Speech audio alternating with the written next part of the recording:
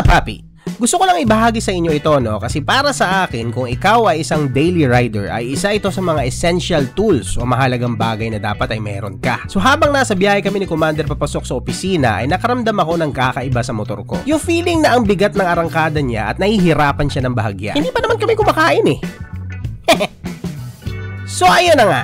Naganap ako ng safe na area kung saan pwede akong huminto kasi feeling ko talaga malambot na ang gulong ni Frankie. Siya ang motor ko. Amado! Hooray! Parang ano? Tingin ko malambot yung gulong natin. May parang gumigewang eh.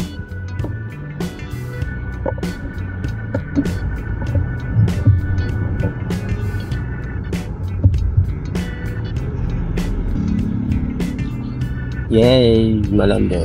Eto mga papi, oh, importante to.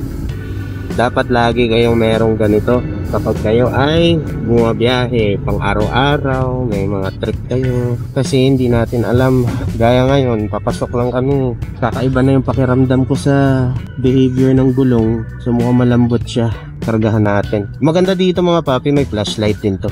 Ayan. Wow, diba? Oh, panis. Tapos may SOS din yan, oh. Ayan. Okay. Okay ka lang dyan? Oh, narinig niyo yun? Baka nagtataka kayo kung paano kami nakakapag-usap ng maayos si Commander. Ano? Sa bawat biyahe namin mga papi ay lagi namin ginagamit ang FreedCon unit namin. Sa pamamagitan nito ay nagiging matiwasay ang aming paglalakbay kasi syempre, hindi na kami nagsisigawan.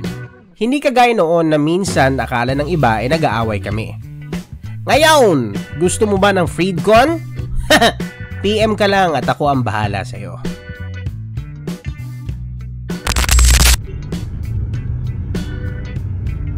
yung PSI. Ayan o, makikita nyo, pagkasaksak nyo pa lang yan mga papi, makikita nyo na kung ilan yung PSI. Ang standard nito, pag may angkas ka, 36. Pero ang ginagawa ko, ano lang, 33. So, isaset mo lang yan dito.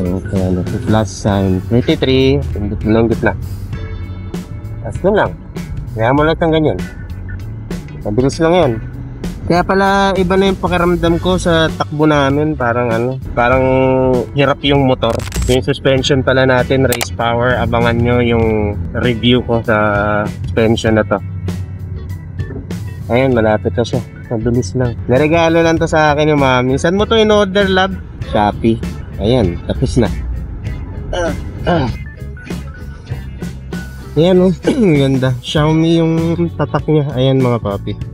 Importante yan. Siyempre, hindi mo alam kung saan pwedeng baka mamaya may mangyari or kinapos na kayo ng hangin sa motor nyo. Pag sinaksak nyo yan, goods na. Pag hinugot nyo, dun siya andal.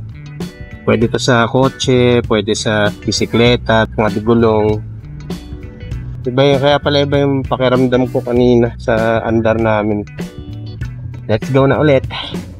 Napaka-importante mga papi na dapat tama yung ano yung hangin ng ano nyo, ng gulong kasi maraming epekto yan. Una, sa safety nyo, pag masyadong malambot yung gulong, maapektuhan yung stability, maraming pwede mangyari pag masyadong malambot. Pag masyado namang matigas, syempre, less yung traction, nagiging matagtag. Ako kaya 36 yung standard nito, pero yung nilalagay ko 33 para hindi masyadong matagtag. Yung sakit kasi sa likod, matigas masyado yung gulong. Nakuha ko lang 33 instead na 36.